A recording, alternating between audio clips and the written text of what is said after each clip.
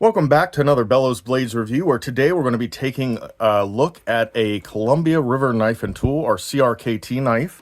And this is a kind of a unique knife as far as style design and how this knife really looks, and then because of the design choices, how it does or does not function.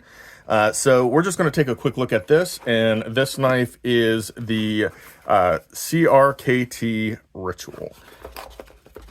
And so if you've ever seen any pictures of this knife, you're going to know right away that it has very strong Persian design cues. It comes in a plain box, nothing fancy, just a little pamphlet showing how the spring-assisted opening works on this knife. So you can see right away you have a very curved handle here, which is going to match then the extreme curve of the blade itself. This comes with micarta handle scales here. This is a white polished micarta. And so at least that's how they advertise it. I'll be honest, it almost feels more like G10 to me. It's very, very hard, and I know it's polished, but it's super slick. There's none of that kind of cloth material that you're used to feeling with micarta. It definitely feels to me more like a G10, but it's advertised as micarta, so I'm going to take them at their word that that's what it is. The bolsters here, of course, that kind of have that nice color to them, but these are made out of steel, stainless steel, as well as stainless steel liners. And then, of course, you have the thumb stud on this knife, but you also have the flipper tab, which I tend to prefer over the thumb stud, but you can use either one. And there's the knife. So you could probably tell there when it came out, it is assisted, which we'll get into that in a minute, my thoughts on that. But it is assisted, so you don't have to put a lot of pressure on that flipper tab or the thumb stud before the assisted mechanism kicks in and finishes deploying the knife the rest of the way. This is a large knife, obviously. Right off the bat, you're going to see this is a pretty large knife. It's 9 inches overall is what it's advertised at. And, of course, it's almost hard to measure this thing because, I mean, that looks quite a bit longer than 9 inches to me. They advertise it as 9, but it's closer to 10. It's more like 9 3/4. If you go from the tip of the blade all the way to the tip of the handle here. So I'm not sure where the 9 inches is coming in. That is definitely what it was advertised as, but it looks a good 3/4 of an inch longer than that to me. So I would say it's a little closer to 10 inches. Weight advertised on this is going to be 5.5 ounces. So we'll go ahead and throw it on the scale real quick and see if it's any closer to having an accurate weight listed. There we go. All right, let's see what we get here for a weight. All right, so they advertise it as 5.5 ounces, and I've got 6.28 ounces. So part of me is starting to wonder if, now I pulled the specs for this off of, I believe it was Blade HQ's website, and I'm starting to wonder, there's other versions of the Ritual. There is a smaller version that comes with different color scales and all that. And I'm half wondering if maybe they mixed up the specs and put the smaller version specs on here, because it's clearly longer than 9 inches and it's clearly heavier than 5.5 ounces. We've got 6.28 shown on the scale here. So it's longer and heavier. My guess is maybe they mixed up the specs and put the specs for the smaller version on the wrong knife. So anyway, we did our own measurements. You're looking at 9 3/4 inches overall. You're looking at 6.28 ounces. The blade on this one, again, this is the only reason I'm not sure that they had the wrong one, is because the blade is mentioned as being 4.5 inches, which looks pretty close to right. That's 4.5 inches. So the weight and the overall length seem to be off, but the blade length seems correct. 4.5 inches on the blade length. The interesting thing about this knife, it's one of the few knives where the actual cutting edge is longer than the overall blade length.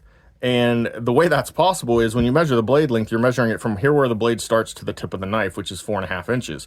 But the cutting edge is measured all along this massive curve.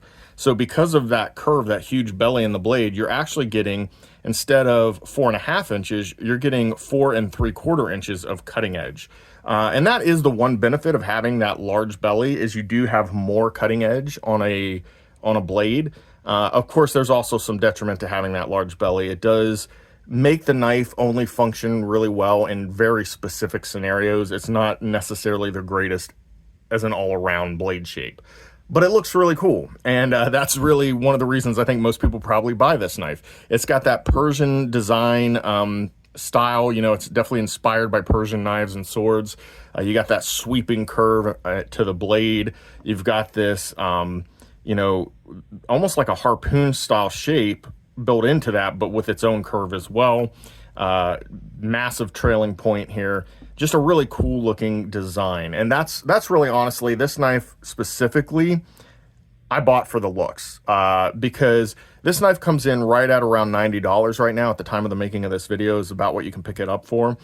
And for me, the sum of the knife is maybe worth it, but it's better than the total of its parts, if that makes any sense. Individually, when you look at what this is made out of, I don't know that it's worth $90. The steel is 12C27, and I don't have a lot of personal experience with it, so I guess maybe I'm speaking with some bias that isn't properly founded, and I'll admit that up front, because I know some people will harp on that. If you haven't used it a lot, you know, how can you talk about it? But it is a very budget steel. It's, from my understanding, and again, this is more, you know, reading book knowledge, article knowledge, than it is hands-on experience. I have a little bit, but not a lot of experience with this blade steel. But from my understanding, it's easy to get it very, very sharp, get a very nice, sharp, you know, hair-popping edge on it, but it doesn't hold it very long. You're going to have to constantly be touching it up. Now, if you're somebody who knows how to strop a knife and you keep a strop handy, that's not a big deal, because this will strop back to razor sharp very easily. So you can just touch it up on a strop rather than having to completely resharpen the knife. As long as you do that frequently enough, you'll keep a decent edge on it for a good long while. So maybe it's a little bit of steel snob coming out of me, but I feel like for this price point, for almost $100, you should get a better steel in the knife. That's really my biggest gripe from a price point perspective. My other gripe about the knife is one that a lot of people have, which is the assisted opening. On some knives, assisted opening is fine. I like them all right. This knife, I don't think needed it. So it has ball bearing action on it already, so it would have been smooth without the assisted opening. And my issue is twofold with the assisted opening. One is that it's actually not that powerful anyway. I could flip that knife out a whole lot quicker by just doing it on the ball bearings rather than allowing that assisted action to take over. So it doesn't snap out all that quickly or with much authority anyway, so that's not impressive. It's one more thing to break and go wrong. So if that you know, assisted opening spring in there, that torsion bar or whatever breaks, well, now you've got a knife that doesn't function. And the reason I'm saying that, I need to tear this apart myself to check it out, to see if newer versions have changed. Because when I look in here, it almost looks like there is a detent ball on this liner lock. It looks like it.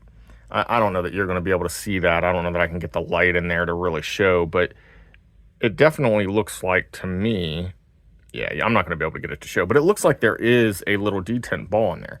But from older videos and people that have taken it apart and just written about it, at least the original models did not have one. So there was no way to remove the assisted opening. So maybe I'll do a follow-up video, tear this thing apart, and see if they've changed that. Because I really think removing the assisted opening would be beneficial. And really, there's two reasons for that. One is because, like I said, I think it would open actually better with just allowing you to use the flipper or the thumb stud. But for me, just as big is that when I open and close an assisted opening knife, I like to be able to open and close it with one hand, right? Who wants to use two hands to close a knife that's really, in my opinion, designed with a flipper tab or thumb stud to be opened with one? Why would I want to close it with two? Now, normally the way that I close a knife like this, that's assisted opening and has that spring tension that you have to overcome when you're closing it. So see right there, I have to push against the spring until it gets to a certain point, almost all the way before it latches. So normally how I would do that one-handed is when I'm operating it, when I'm done, I would just tuck the blade of the knife behind my leg. So say this is my leg, you know, well, let's see, we'll just do it this way. Say that's my leg, and I would just push the blade shut against my leg. The problem is this thing has such a massively upswept trailing point that when you go to push that against your leg, you're going to jab yourself, likely as not, with that point. So you can't just push against something flat like this and try to close the blade, because you're going to stab yourself. So to me, that's a design, I mean, that's a design flaw, honestly, it really is. There's no easy way to close this. Now I'm doing it with my thumb there. Yes, you can see I can close it with one hand. But it's more awkward. You're having to make sure you move your fingers and your hand and your thumb, everything out of the way. It would close so much easier if it didn't have that spring tension to overcome. Or if you could, like I said, use it and just close it against the back of your leg. Like, that's how I do it. I don't know that everybody does it, but that's how I do it. And I'd prefer to still be able to do that. So maybe it seems like it's nitpicking, but I know I'm not alone in that. A lot of people don't like the assisted opening on this knife. So if I could remove it, I think I would. And like I said, I may do a follow-up video to tear this apart and just see if it is an option. I know on older models it wasn't, but maybe on the newer ones they've changed that. Hopefully they've listened to the community and made that at least an option that somebody could remove it if they wanted to. That being said, overall, as far as the knife itself, what are my thoughts? I mean, guys, it's a cool looking knife. I like the shape. I like the design. I like the color scheme on it. It's a sharp looking knife. No pun intended. I guess I just said that and I realized it definitely sounds like a pun. But it just looks nice. It's a good looking knife. It's different. It's not like any other knife in my collection. I have a lot of knives and none of them look like this. So that's always a selling point when you get something unique, something that looks different. From a collector perspective, I think this has appeal for that reason. There's a lot of aesthetic appeal to it. From a functional standpoint, I don't see a lot of value in the knife.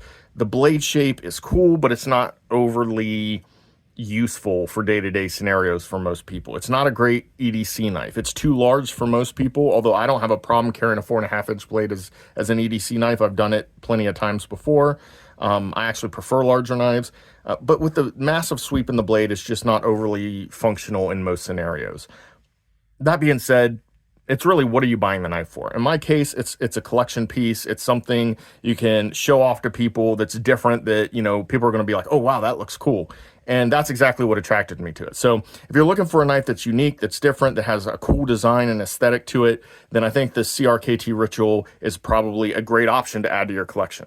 If you're looking for a great EDC or everyday carry knife that you can use for everyday functionality around the house, in the office, out on the farm or the ranch or wherever you're at, this is probably not the one you're going to choose.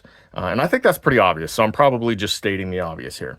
But guys, overall, I do really like the knife. I'm still glad I added it to my collection. It's probably going to more or less just be a collection piece.